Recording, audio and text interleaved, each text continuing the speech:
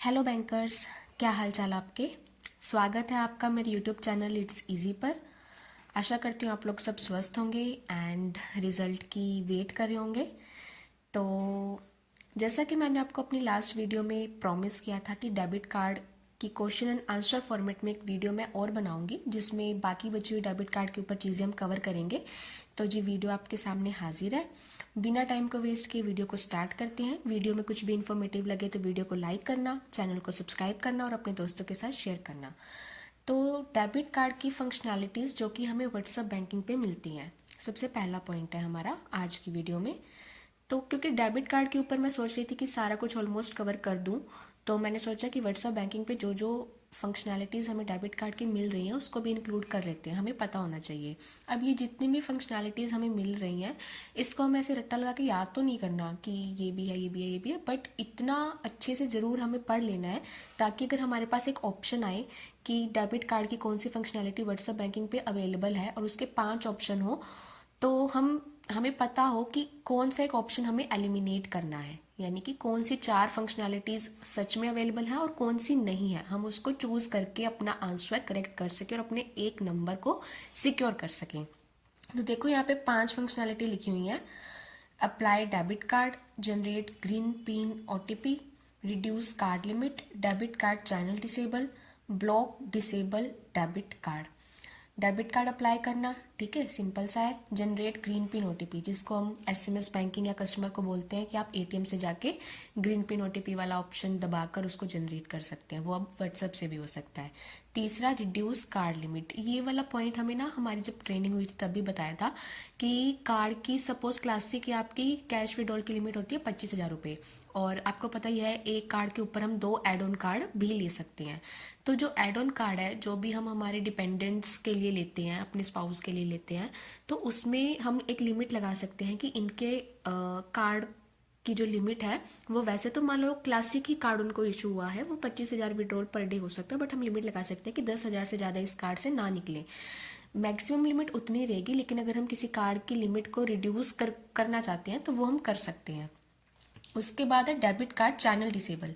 ये वाला फीचर मुझे बहुत पर्सनली पसंद आया जब हमारे बैंक ने इसे लॉन्च किया। तो डेबिट कार्ड चैनल डिसेबल का मतलब क्या है, देखिए जब हम कार्ड इशू करते हैं तब आपको पता होगा कि ई कॉमर्स की ट्रांजेक्शन्स और contactless transaction by default disable रहती हैं, वो ऑन नहीं होती जब तक कस्टमर उसे ऑन नहीं करता।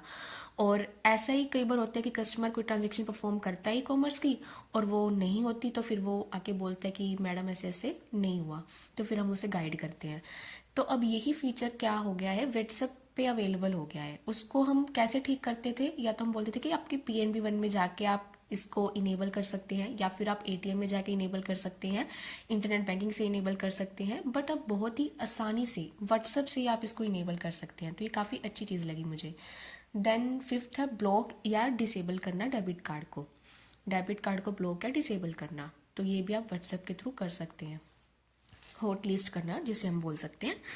फिर सेकंड पॉइंट है हमारा discontinuation of Insta debit card EMI product for transactions done at offline and online retail stores. देखो, अगर आपके पास पथ प्रदर्शक है इस साल की और आप उसको अभी से पढ़ रहे हो, लोन वाले प्रोडक्ट, तो मैं सजेस्ट करूँगी कि एक बार आप बेसिक चीज़ें देख लेना, बाकी सारी चीज़ें याद मत करना क्योंकि हो सकता है कि वो उसमें कुछ चेंज आ जाए। तो उसमें जब आप डिजिटल वाले प्रोडक्ट्स वाले सेक्शन में जाओगे ना, तब उसमें एक प्रोडक्ट के बारे में डिटेल दी होगी, that is Insta debit card EMI product. Insta debit card EMI product का मतलब क्या है, आपने कोई भी स्टोर पे जाके कोई भी चीज़ परचेज़ करी है, कोई भी आपको वहाँ पे जो भी अवेलेबल था वो आपको पसंद आया, आपने उसको ख़रीदा, बट अब आप क्या चाहते हो कि डेबिट कार्ड आप पीओएस पे स्वाइप करोगे तो फुल अमाउंट आपके अकाउंट से डेबिट होना चाहिए, बट आप चाहते हो कि ईएमआई बन जाए उसकी। तो इंस्टा डेबिट कार्ड ईएमआई हमारा एक प्रोडक्ट था जिसके थ्रू वो ईएमआई में उसका जो भी फुल प्राइस है वो ईएमआईज में कन्वर्ट हो जाता था, बट वो फिर आपको रेट ऑफ इंटरेस्ट पड़ेगा या जो वो बात की चीज़ें हैं, बट उसको अब बैंक ने बंद कर दिया है। तो अगर आप पथ प्रदर्शक पढ़ो तो वो वाला प्रोडक्ट आप मत पढ़ना क्योंकि अब वो डिसकंटिन्यू हो गया है। इंस्टा क्रेडिट कार्ड में ईएमआई का प्रोडक्ट है, क्रेडिट कार्ड में भी है, वो अभी है, बट डेबिट कार्ड में ईएमआई का प्रोडक्ट है, ये बंद हो गया है। इसके फिर आगे कुछ लिमिट्स होती हैं कि मैक्सिमम या मिनिमम इतने अमाउंट का ट्रांजैक्शन आपका होना चाहिए एंड इतनी मंथ्स में, जैसे 3 मंथ्स, 6 मंथ्स, 9 मंथ्स, इनमें कन्वर्ट होगी आपकी ईएमआई। तो ये डिसकंटिन्यू हो गया है। Third one is PNB flash debit card. इसको मैंने क्यों इंक्लूड किया है, देखो ये अभी रिसेंटली ही लॉन्च हुआ है ये प्रोडक्ट बैंक का, तो ये इम्पोर्टेंट है हमारे लिए। तो इसका बस मैंने कीवर्ड ही रखा है यहाँ पर। जो हमारा फ्लैश डेबिट कार्ड है उसको ही रिसाइकिल्ड पीवीसी डेबिट कार्ड बोलते हैं। अब इसका नाम फ्लैश क्यों है, ये चीज़ हमें ट्रेनिंग में भी समझाई गई थी, इसका नाम फ्लैश क्यों है। ओरिजिनली देखो फ्लैश होता है एक ट्री का नाम। तो हमारे एनवायरनमेंट को बचाने के लिए या उसको सस्टेनेबल एनवायरनमेंट के लिए बैंक ने क्या किया, कुछ इनिशिएटिव्स किए थे कि एनर्जी जो कंजम्पशन है बैंक्स में वो ऑप्टिमिस्टिक हो, मतलब कि अननेसेसरीली ज़्यादा एनर्जी हम ना कंज्यूम करें। या फिर हम ट्री प्लांटेशन की हमारी ड्राइव्स हुई थी, या फिर हमने फिक्स डिपॉजिट में भी एक लॉन्च किया था, फ्लैश एफडी करके था या क्या था, मुझे अभी ध्यान नहीं आ रहा। तो उसी टाइप से बैंक ने इसी को ध्यान में रखते हुए फ्लैश डेबिट कार्ड लॉन्च किया था। और इसकी खास बात क्या थी कि इसको बनाने में जो मटेरियल यूज़ हो रहा है वो हमारा रिसाइकिल्ड पीवीसी है, ताकि मतलब कि क्योंकि प्लास्टिक है या कुछ कचरा है, अगर वो बढ़ते ही जाएगा और वो बायोडिग्रेड नहीं होगा तो फिर मुश्किल हो जाएगी, है ना, अर्थ में इतना सारा कचरे का ढेर लग जाएगा। तो जो रिसाइकिल चीज़ें की जा सकती हैं उसको, रिसाइकिल चीज़ों को यूज़ किया जा सकता है, तो हमें करना चाहिए और हमें हमारी पर्सनल लाइफ में भी करना चाहिए। तो ये रिसाइकिल पीवीसी का यूज़ करके ये कार्ड बना है, तो ये इसका कीवर्ड मैंने याद रखा है, तो आपको भी ये ध्यान में रखना है। फोर्थ है न्यू डेबिट कार्ड का वेरिएंट पीएनबी अंतर्दृष्टि, है ना। तो अगर सिंपली क्वेश्चन आ जाए कि अंतर्दृष्टि कौन से कस्टमर्स के लिए डिज़ाइन किया गया है, तो विजुअली इम्पेयर्ड पर्सनस के लिए ये डिज़ाइन किया गया है। इसके नाम से ही हम थोड़ा सा याद रख सकते हैं इसको, ठीक है। और थोड़ा सा और अगर अंदर पूछ ले तो अंतर्दृष्टि का जो वेरिएंट रहता है वो हमेशा रुपए का क्लासिक वेरिएंट रहने वाला है, और इसके सारे फीचर्स आपके रुपए क्लासिक जैसे ही रहते हैं, ठीक है। बट इसका जो डिज़ाइन होता है ना, जो मतलब कि ब्रेल स्क्रिप्ट में लिखा होना, राउंडेड नोच होना, वो एक दो फीचर्स हैं जो इसको नॉर्मल कार्ड से अलग बनाते हैं, ताकि जो हमारे विजुअली इम्पेयर्ड कस्टमर्स हैं जब वो टच करें, उसको फील करें, तब उनको पता लग जाए कि ये डेबिट कार्ड पीएनबी का है और इसको कैसे इंसर्ट करना है एटीएम के अंदर, चिप वाली साइड कौन सी है। फिर नेक्स्ट पॉइंट है हमारा revised application form ATM debit card. तो डेबिट कार्ड की बात हो ही रही थी, तो अभी हमें ये पता होना चाहिए कि जो डेबिट कार्ड का एप्लीकेशन फॉर्म है उस फॉर्म का नंबर क्या है। That is 1068R1। हम हमारी ब्रांचेज में भी यूज़ करते हैं, कस्टमर को डेबिट कार्ड इशू करने के लिए यही फॉर्म भरवाते हैं।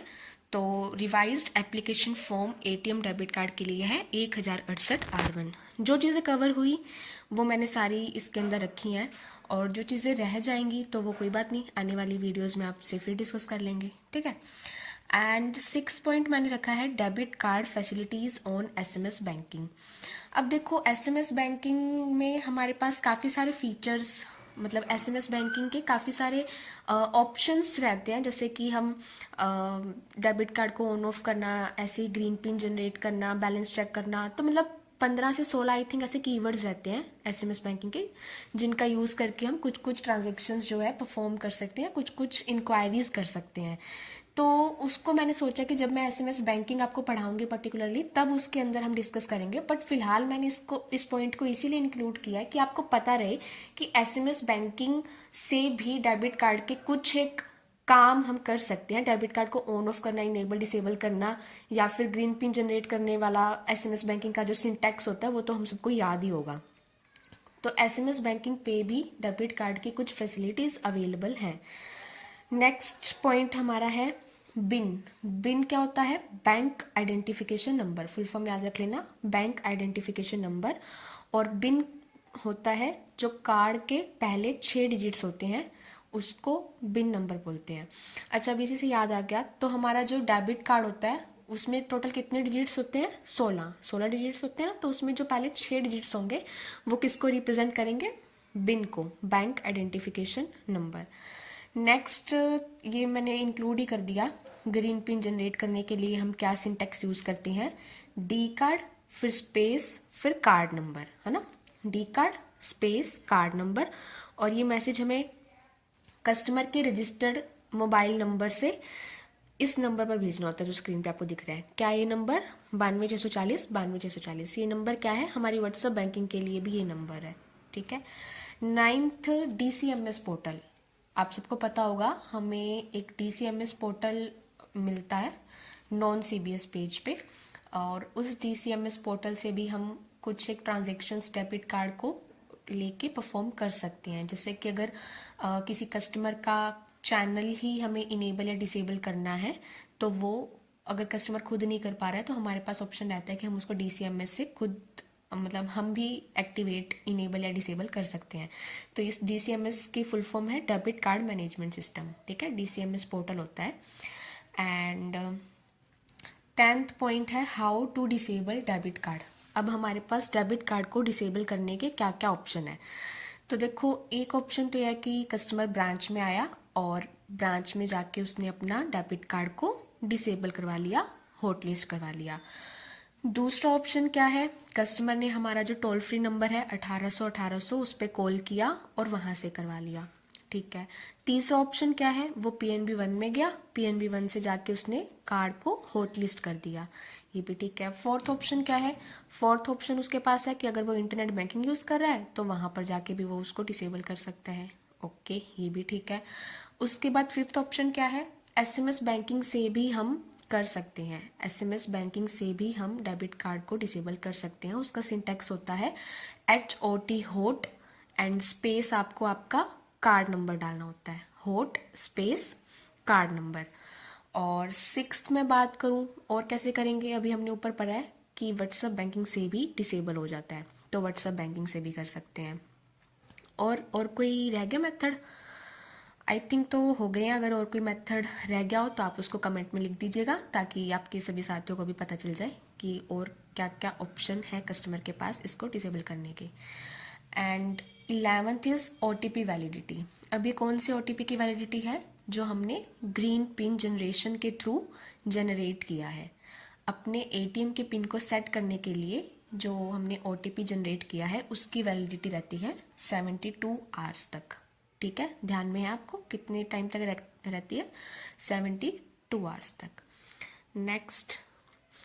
नेक्स्ट मैंने लिखा है cardless cash withdrawal.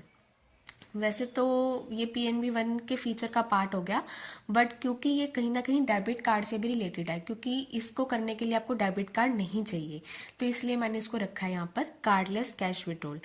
Cardless cash withdrawal का फीचर हमें कहाँ मिलता है, इंटरनेट बैंकिंग में मिलता है, हमारे PNB 1 में मिलता है। इसका पर्पस क्या है या कैसे काम करता है ये, तो किसी भी PNB के ATM से अगर हमारे पास डेबिट कार्ड हम लाना भूल गए हैं, हमारे पास नहीं है, तो हम बिना कार्ड के भी 10,000 रुपये तक एक दिन में एक अकाउंट से निकाल सकते हैं। ये इसका फीचर है जो कि बहुत अच्छा बेनिफिट है कस्टमर्स के लिए।